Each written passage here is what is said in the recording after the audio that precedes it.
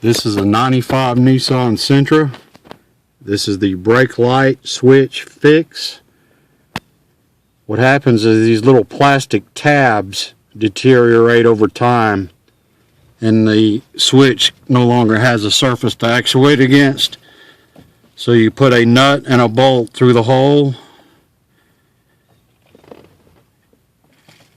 Okay, a little bit of Loctite, and you can see the head of the bolt acting as a surface to engage the brake light switch.